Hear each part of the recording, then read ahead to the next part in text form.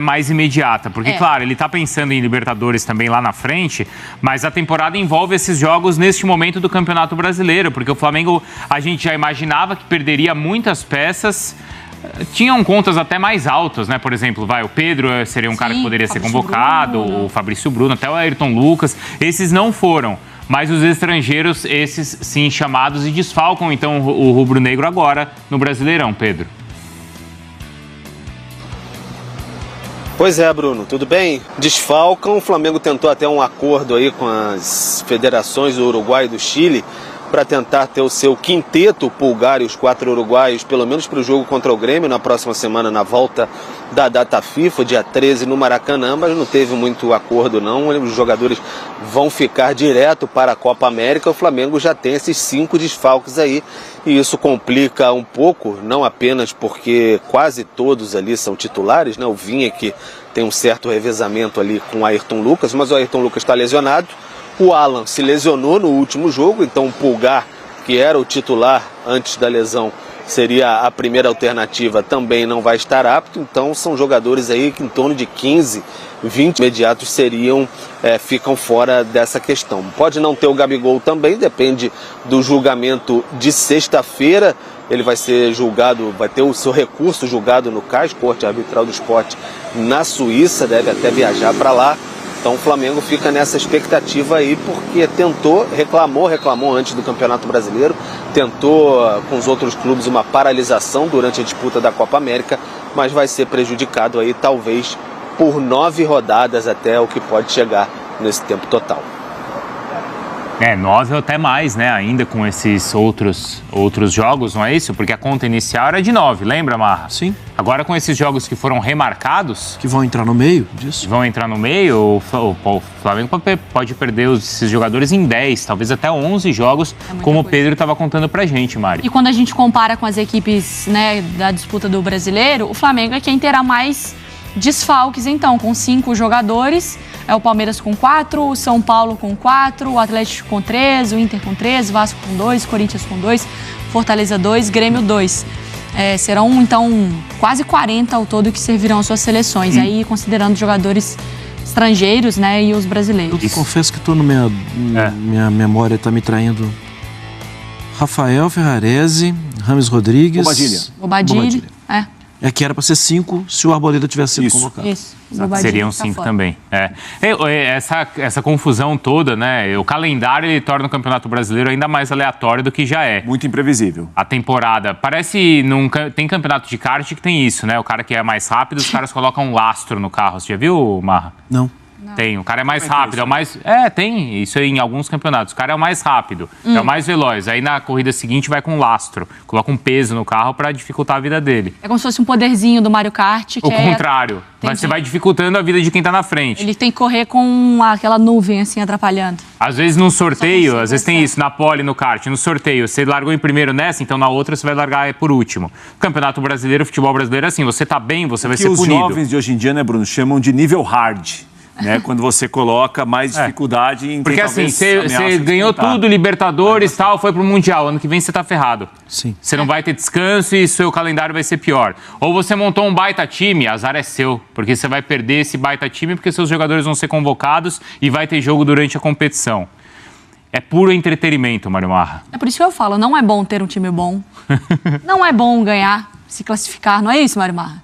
Porque aí depois você corre o risco de perder, ter um clássico, não brinca com essas coisas. Você acha, Mário? Bom é um time lá na Série B, curtindo a vida. Ótimo. Nossa, é uma maravilha. Deve ser uma delícia, né? Nossa Senhora. É o que você coisa paga. Incrível. É o que você paga no investimento durante, assim... O que a gente tem destacado mesmo aqui o De La Cruz, né? O valor investido nele, ele era um jogador que poderia fazer a final da Libertadores na casa dele, né? No River. O Pedro tem destacado sempre isso, né? O Flamengo investe em um jogador certo, investe bem no jogador certo, contrata o jogador, mas já sabendo, precisa ser muito louco mesmo, né? Já sabendo que vai perder ele durante um tempo.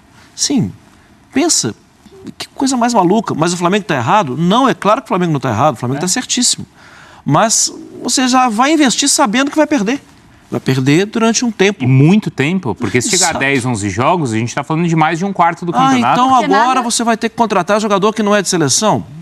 Cara, assim, ok, eu vou ter que buscar um jogador que ainda não foi para a seleção, Mas é se ele isso? jogar bem, você se ferrou. Você sabe que mais cedo ou mais tarde ele vai para a seleção. O ponto não é esse, né? Não é que... Porque todas as seleções da Europa, não sei o quê, você convoca o jogador, não é? A gente não está falando aqui sobre a convocação, mas é como a competição não te dá um respiro. Então você vai ter que se virar nessa condição, né? Porque se parasse tudo, o jogador joga, volta, se recupera, fica bem e continua o campeonato...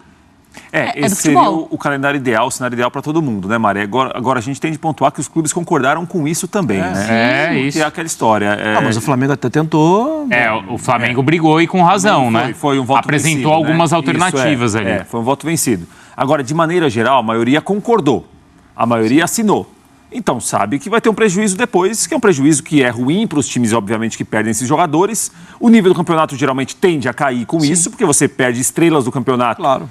Por causa que estão servindo as seleções, mas é muito difícil você acomodar tantos jogos, calendário, muitos campeonatos e não perder ninguém em anos como de Copa América, de Copa do Mundo e por aí. Todo cuidado é pouco. Agora o papo fica mais sério. Vai começar mata-mata de Libertadores da América e já dá para adiantar uma coisa: não tem moleza para ninguém. Ninguém pode chegar e falar assim, tô tranquilão, hein? Não tá, não. Como sempre, eu acho que tem um lado da chave que tá mais difícil do que o outro, mas não tem moleza, não. Vai ser dureza para todo mundo. O Flamengo, repito, tem esse desafio da altitude. Se o Flamengo repetir os 4-0 que fez recentemente contra o Bolívar no Maracanã, aí eu acho que ele vai para lá com a qualidade que tem, administrar o jogo e passará. Agora, quem já esteve lá e quem sabe o que é altitude vai entender o que eu estou falando. Tem que ser, no mínimo, 3-0, porque é um inferno, principalmente o segundo tempo. Você não consegue respirar. A bola, ela muda completamente a velocidade, peso, a sensação do peso. Você perde a noção do espaço. E quando chega o segundo tempo, o seu gás, que já era pequeno no primeiro, acaba. E o time da casa está voando. É uma situação realmente desproporcional. Agora, os times são de lá e tem que jogar lá. Acho também injusto tirar os jogos de lá, mas quem não é tem que se virar. E é um problemão. Então, a chave para o Flamengo se classificar é golear no Maracanã. O Flamengo tem que fazer com o Bolívar o que fez ontem com o Vasco da Gama. Tem que meter uma sapecada, uma macetada, o máximo de gols que ele puder fazer, porque se ficar num placar magrinho, então eu acho que Flamengo e Palmeiras, que são apontados aí como favoritos para ganhar a Libertadores, eles têm problemas, hein? Eles podem até chegar aí na semifinal. Entretanto, vão ter que capinar sentado, hein? Não vai ser fácil, não. Eu acho que o caso do Atlético Mineiro, que é um time que está jogando um melhor futebol neste momento do que os demais times brasileiros, mas o Atlético, ele vai pegar o Fluminense nas quartas de final, ou o Grêmio, pode ser o Fluminense ou o Grêmio. Eu acho que o Fluminense chega às quartas de final. Aí é jogo bem duro, mas acho que o Fluminense não está bem e o Atlético hoje é um time melhor do que o Fluminense, então acho que o Atlético pode chegar. Só que tem um problema aí chamado River Plate.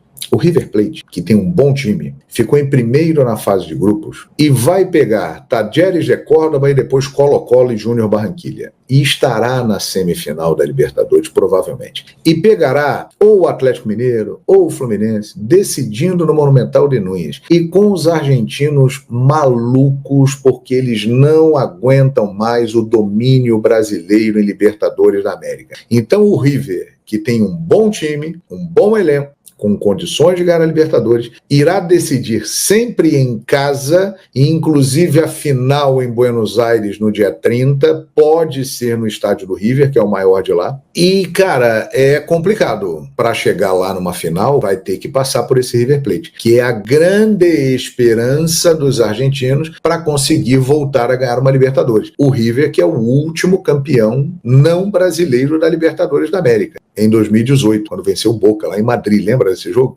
De lá para cá, só dá brasileiro. 19 Flamengo, 20 Palmeiras, 21 Palmeiras, 22 Flamengo, 23 Fluminense. Eles não aguentam mais. E a grande esperança deles é o River Plate, que tem um bom time. Então, olho no River. Por esse chaveamento aí, eu acho que o River Plate é um seríssimo candidato a estar na final da Libertadores no dia 30 de novembro e dentro do estádio dele, que é o maior estádio da América do Sul, em capacidade hoje, 84 mil pessoas. Vai ser duro, hein? Então, sinceramente, eu acho que esse ano a chance de termos uma final brasileira, ela diminui. Ano passado já não tivemos, né? Foi Fluminense e Boca. E o River deste ano, ele é mais forte do que o Boca do ano passado. Ele chega numa final contra um time brasileiro com mais chance de ser campeão, eu acho. Então, olho no River Plate.